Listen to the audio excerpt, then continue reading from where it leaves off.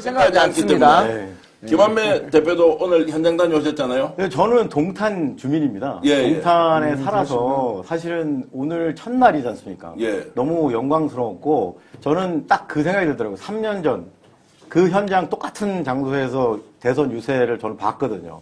근데 그때하고 지금하고 3년 전과 지금이 너무 분위기가 느낌이 달라요. 저희가 이 동탄 주민들과 우리 네. 국민들의 마음이 그때하고 지금이 너무 틀린 거예요. 그때는 약간 뭐랄까 쫓기는 느낌이랄까? 근데 지금은 승자의 여유 같은 여유로움과 새 나라 새 시대에 대한 희망이 그 당시보다는 지금이 더 그냥 저는 훨씬 컸다. 그래서 저는 심리적으로도 지금 이미 심리전에서 우리가 압도하고 있다는 생각을 많이 해요. 심리전에서 앞다고 했다. 네. 김한매 대표 얼굴이 막 좀 색깔이 좀 달라지고. 아니, 저는 홍준표를 도발했기 때문에. 갑자기 왜 이재명 지지야 대구에 가면 홍준표 인기도 없는데 왜 지지야 이제 이런 생각이 들긴 한데. 아니 그거는 뭐 하실 일은 하시는 예, 거고 예. 선거 때는 어차피 제가 중요하니까. 저는 사실 가짜 뉴스인 줄 알았거든요. 사실입니다. 근데 진짜더라고요. 그래서 제가 이게 어떻게 해석을 해야 되나. 내일 한다는 왜냐면 거죠? 내일? 내일 지선한다. 지지선을 이제 하는 이 것도 부분에 대해서는 이재명 후보 오늘 동탄 연설에 정리를 하셨어요. 정치 보복이나 누군가를 괴롭히기 위한 목적의 것은 없다.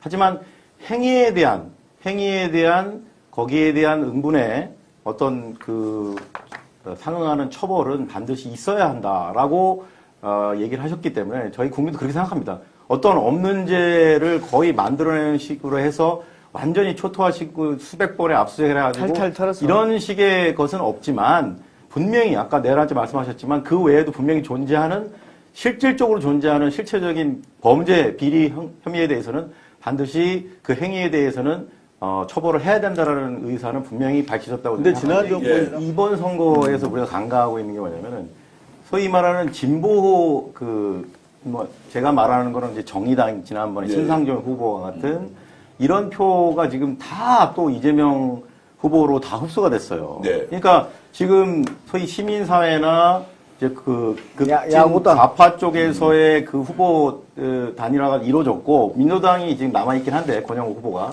상당히 미미하기 때문에 사실상 지난번 대선하고도 또 차이가 있고요. 저는 이상훈 기자님 박근혜 그 당시 선거 당시 재미난 현상이 지금까지 대한민국의 대선 역사상 최다 득표자가 박근혜였다는 거예요.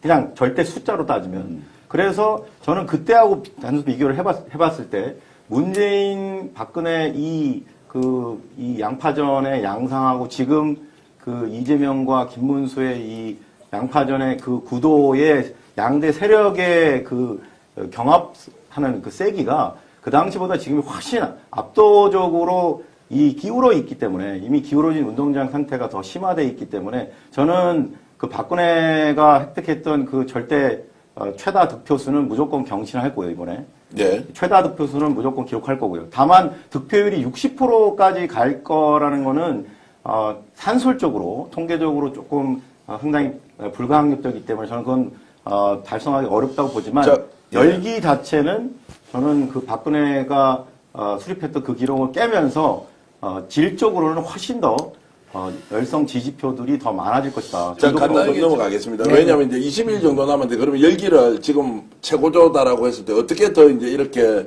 좀 펌핑업을 지킬 것이냐라고 하는 부분에 혹시 좋은 아이디어 가진 분 있습니까? 이제 의지로는 절대로 지금은 표 차이 얘기해서는 안 된다. 오로지 이기는 거 위해서 자, 올인해야 한다. 이런 말씀 충분히 알고 있는데, 지금 열기가 실제로 이제 계속 끌어오르기 위해서는 어떻게 해야 하느냐라는 부분에 대해서 혹시 아이디어가 저는 있으면. 후보 자체가 이 질문을 계속 던져야 된다고 생각합니다. 우리 국민들 앞에서 김문수 후보에게 물어야 돼요.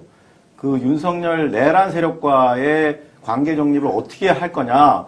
그거에 대해 사과를 요구를 계속 해야 된다고 생각합니다. 네. 그 아주 일성으로 김문수 후보자가 확정된 거에 대해서 첫 번째 반응이 그 윤석열 내란 사태에 대해서 사과를 요구해라. 국힘당에 당신들이 정말 민주공당이 맞다면, 거기 후보라면, 윤석열 내란 사태에 대해서 사과를 요구해라라고 요구하는 이것을 계속해서 지속적으로 요구를 해서 김문수 입에서 그 대답이 나올 때까지 계속해서 요구해야 된다고 생각합니다. 예. 네. 자, 윤석열 이야기 아니할 수가 없는데요. 직위원 문제부터 바로 이야기 들어가 보겠습니다. 직위원 판사가 이제 윤석열 재판을 아예 비공개로 하겠다라고 했다는데 그게 어떤 내용입니까? 지금 저도 이게 이제 전원이긴 한데요. 아니 이게 지금 이제 단독으로 지금 하는 얘기 한번 들어보십시오. 재판을 참관했던 분이 직접 글을 올리셨어요. 오늘 재판 참관했던 분이 오늘 재판 3차 공판에 들어가서 다 그거를 참관하기가 쉽지가 않은데 그걸 다 하신 분이 글을 올린 그걸 보고 제가 이 얘기를 하는 건데 지기현 재판장이 빈대 잡는데 초가상관 태운다라는 말을 했다고 합니다. 근데 그 말의 의미가 우리는 언뜻 해석하기에 이 윤석열이가 내란 행위를 벌인 것이 한마디로 뭐 야당의 국회 독주 이런 걸 하기 위해서 과도한 이 비상계엄이 하여튼 빈대 사소한 문제에 대해서 너무 과도한 대응을 한 것이 내란이다 이렇게 해석이 되잖아요. 그게 아니고 재판을 이렇게 무리하게 공개를 할 필요가 있느냐. 그거 하면서 국가 군사 비밀, 국가 비밀이 다 이렇게 노출되는 위험을 무릅쓰고 공개 재판할 필요가 있느냐. 이 부분은 우리가 차라리 그냥 비밀 재판으로 하자, 비공개 재판으로 하자라는 걸 합리화하는 그런 차원으로 발언을 했다는 거예요. 빈대 잡는데 초가상관 태운다는 말을. 제가 그 얘기 듣고 너무 경악했다는 거죠. 지금 국민들의 법강정이나 지금 여기까지 이르기에 이 온 국민의 분노와 내란 사태의 주범인 내란 속의 윤석열을 취소시킨 장본인인 지기현 판사가 개가천선하는 차원에서 했나? 내란을 드디어 이제 이렇게 과도한 행정작용이고 대통령의 비상권 남용이라고 보고 이제 제대로 응징하려고 저는 그렇게 생각했는데 그게 아니었다는 거죠. 자, 그래서 이제 이 말씀을 우리가 있는 그대로 받아들이면 되죠.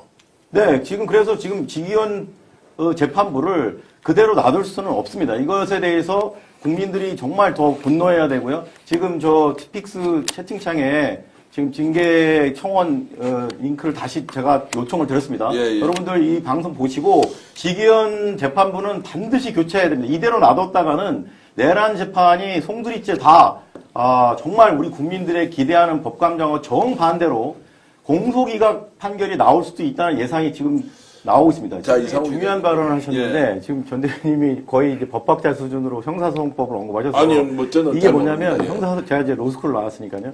형사소송법에 공범이 기소돼서 재판에 넘겨지면 공소시효가 정지합니다. 그게 가장 대표적인 경우고요. 공범이 해외로 도주하면 또 그만큼 또 공범의 공소시효가 정지됩니다. 그렇게 두 가지 경우 외에는 명시적으로 있지 않아요. 그러니까 대통령의 배우자를 하더라도 이 두 가지 경우에 해당되지 않으면 그 공소시효가 대통령 기준으로 영부인의 경우도 같이 가는 것이 맞는데 그렇게 우리는 바라고 그렇게 기대하지만 실질적으로 실정법에 그게 규정이 없다 보니까 다수설이라는 학설로만 존재하다 보니까 검찰이 법기술을 부려서 결국은 민간인 김건희에 대해서는 공소시효가 만료됐다라고 해서 막판에는 수사하는 식만 하다가 풀어줄 수밖에 없는 이 원시불능 상태를 우리 국민들은 이 법적인 내용을 자세한 걸 모르다 보니까 검찰이 이렇게 하는 그런 외향적인 건 보고 뭔가 김건희 소환하고 뭔가 하는구나라고 깜빡 속다가 마지막에 불기소되는 그런 것은 법적으로는 어쩔 수 없다라는 그런 한계 상황만 드러내고 우리가 또 뒤통수 맞는 일이 벌어지면 어떻게 하는 말씀인 것 같아요. 자, 이거 이제 조희대 사법푸드탑에 예. 대해서 아까 이제 고발장 이 부분에 대해서 잠깐만 언급하고 넘어가겠습니다. 예. 이게 이제 내일 이제 고발을 하는데요. 지금 이 고발은 뭐냐면은 내란 유지 사법푸데타에 연루된 것으로 보이는 지금 7명을 저희가 이제 피고발인으로 고발을 하는데요. 저기 보시면 제일 위에가 윤석열이고요. 두 번째가 한독수. 세 번째가 이게 중요한 인물인데 바로 서석호 변호사입니다. 지금 이상호 기자님이 이 부분에 대해서 굉장히 많이 우리 국민들에게 알리고 계신데 이 소위 말하는 서울대 김앤장 커넥션이라고 하는 것들이 지금 정말 우리 실체를 드러내고 있습니다. 이 사람들이 결국은 대한민국을 망치는 사법정의와 나라를 망치는 반국가 세력이라고 저희는 보고 있습니다.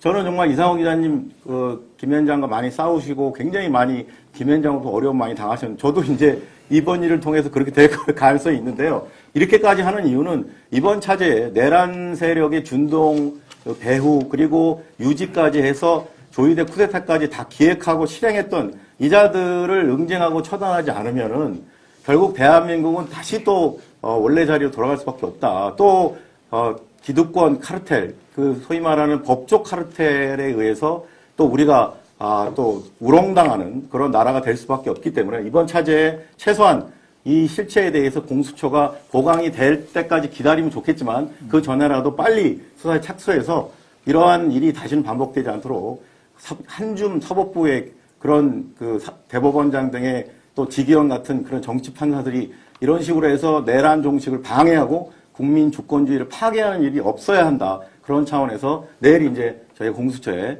이 7명을 그래서 현직은 지금 조희대 대법원장, 그다음에 심우정 검찰총장, 김주현 이 인물도 중요합니다. 이 김앤장 서울대 커넥션의 핵심 인물인 김주현 민정수석 그리고 지기현까지 해서 윤석열 탈옥과 그다음에 이재명 낙마까지 기획하고 실행한 것으로 보이는 7명에 대해서 저희가 내일 공수처에 고발합니다. 사법JTV 김한배 대표도 요즘 방송 열심히 하고 계신데 5만 명 만들어 주십시오. 5만 명 만들어 달라고 하고 있습니다. 여러분들, 자, 사법JTV도 많이 구독해 주시고요. 저도 10,000명 좀.